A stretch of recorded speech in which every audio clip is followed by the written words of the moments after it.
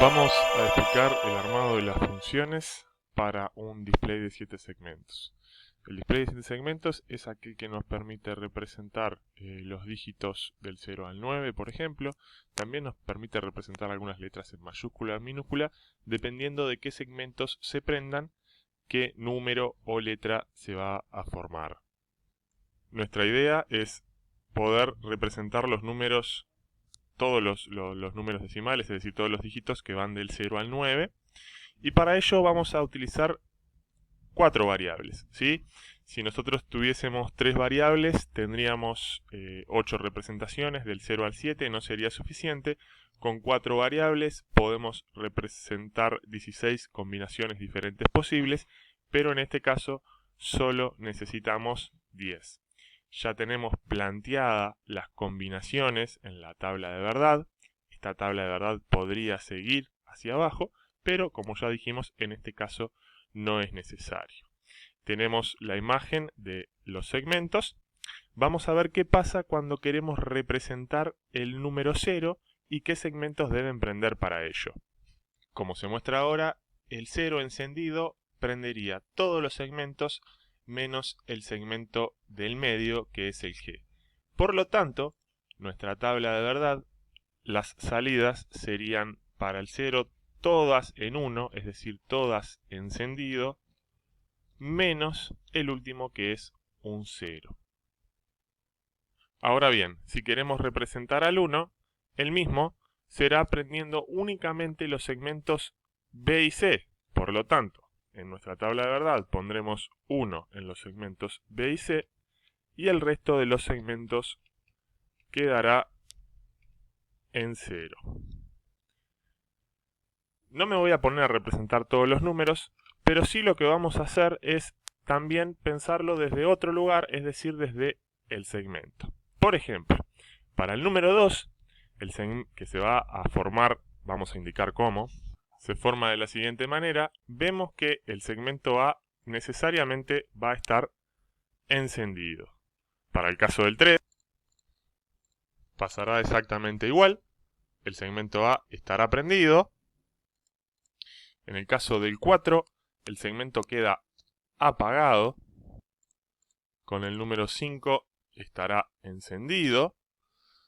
Con el número 6 también estará encendido. Con el número 7 también tenemos el segmento encendido. Y con el 8 y el 9, que no los voy a representar porque creo que no hace falta, también estarán encendidos. Entonces, ahora sí podemos empezar a pensar en una función, ya que cada función va a depender de cada segmento. Es decir, yo la función la voy a realizar en base a cada columna, es decir, a cada segmento del display. Vamos a pensar juntos lo que sería la función para el segmento A. Recordemos que para esto tenemos la implementación de las formas canónicas. Las formas canónicas habíamos mencionado que son 2, ¿no? Y depende de cuál optemos a realizar, como sea nuestras distintas salidas, ¿verdad? Tenemos lo que es los minitérminos, ¿no? Que es cuando la salida es 1, y los maxitérminos cuando la salida es 0. En este momento vamos a utilizar esta forma canónica, ya que en nuestro primer segmento tenemos menos salidas en 0 y nos va a dar menos trabajo y a la vez nos va a implicar menos compuertas lógicas. Entonces, nos fijamos y tenemos, vamos a dejarlo marcado, dos combinaciones posibles donde la salida es 0. Entonces, donde tenemos las salidas ceros, nuestras combinaciones son 0, 0, 0, 1 y 0, 1, 0, 0. Vamos a ver cómo implementamos esto en función, es decir, las variables w, x y z.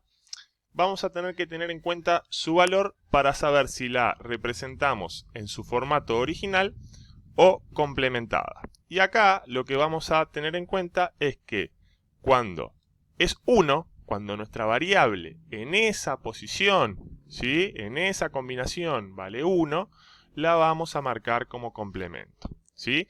Vamos a hacer la suma de esas variables multiplicado por las variables que haya en las otras combinaciones. Entonces, veamos en nuestro caso. La función de a nos quedaría w, que en esta oportunidad vale 0, ¿sí? Entonces sigue con su valor tal cual está. X, que también vale 0. Y z, que vale 1. Entonces, como vale 1, lo marcamos como complemento. Por, y ahora sí nos vamos a la otra posible combinación, W0, X en su inverso, porque vale 1, y más Z. Esta sería la función para el primer segmento A. También podríamos hacerlo con la otra forma canónica, el resultado final de la misma sería el mismo, simplemente nos quedaría una función más larga.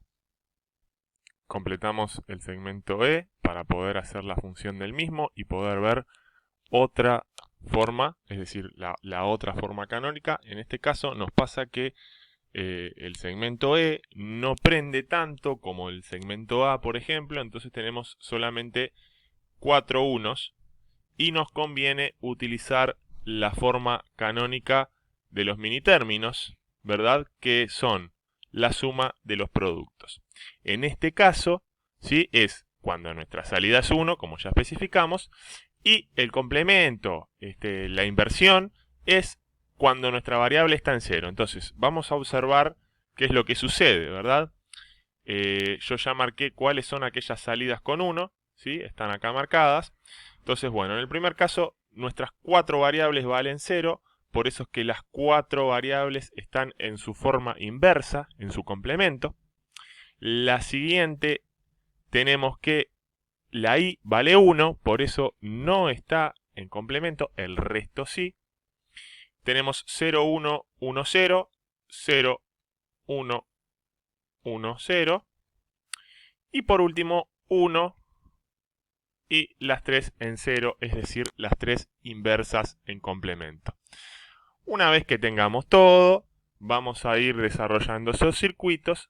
Cada uno de estas partes del circuito, esta función, va a terminar conectada en cada segmento para ver cuándo prende o apaga esa lamparita, esa luz que nos va a permitir conformar los números.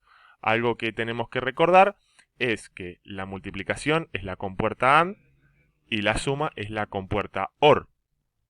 La multiplicación, la compuerta AND, que es la que lleva recto en este tramo, y la compuerta OR, que es la suma. Por lo tanto, si vamos a representar la primera función que vimos en este video, la del segmento A, vamos a tener que tenemos dos compuertas OR, donde tiene 4 entradas, las 4 variables. La última es la que entra negada, invertida, digamos. Y en este caso, también las 4 variables que entran al OR y se juntan luego en nuestra compuerta AND, que viene a ser la multiplicación. El resto queda para trabajo de ustedes.